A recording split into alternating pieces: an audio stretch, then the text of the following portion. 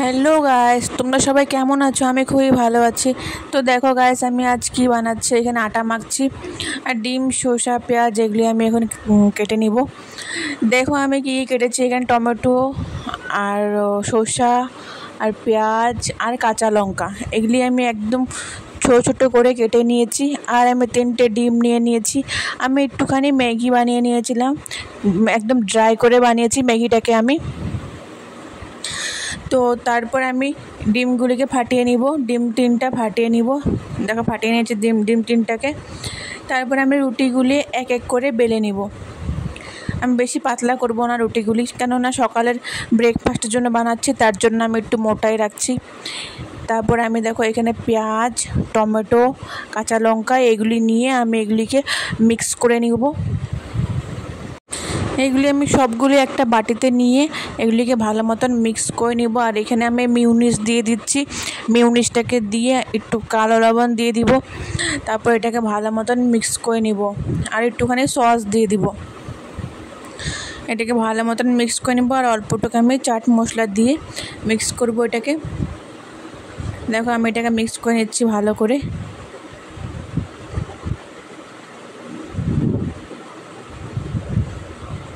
তো হয়ে গেছে, এটা আমার রেডি।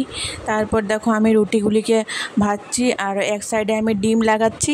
ডিমটাকে লাগিয়ে আমি তেল দিয়ে পরোটার মতন বানিয়ে নিব। এটাকে পাল্টে দিব, আমি এটাকে এক সাইডে তেল দিয়ে এটাকে পাল্টে দিব। এটা পাল্টে দিয়েছি। আমার রুটিগুলি খুবই সুন্দর হচ্ছে।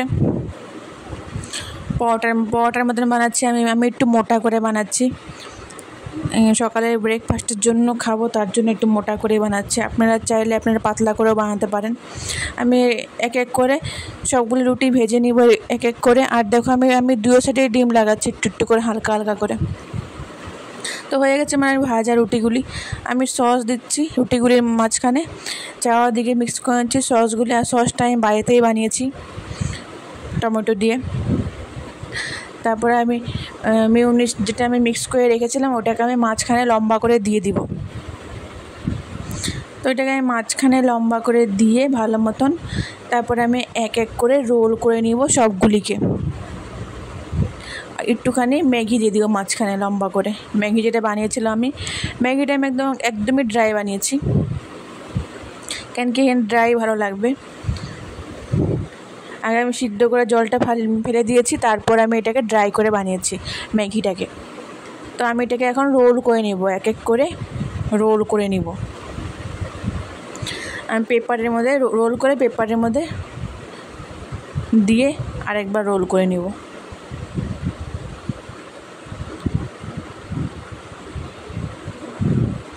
দেখো এক এক করে আমি সবগুলি বানিয়ে নিচ্ছি। খুবই তাড়াতাড়ি হয়ে গেছে, আমার বেশি সময় লাগেনি এটা বানাতে। আর সানডে তার জন্য এটা বানালাম। এই 4টা হয়ে গেছে আমাদের 4 জনের জন্য, একটা খেলেই কাফি। কেননা আমি এটা একটু মোটা করে বানিয়েছি তার জন্য। এই দেখো খুবই ভালো হয়েছে, খেতেও খুবই টেস্ট হয়েছে সবাই বলছিল। আপনারা চাইলে সকালে ব্রেকফাস্ট বানাতে পারেন এরকম।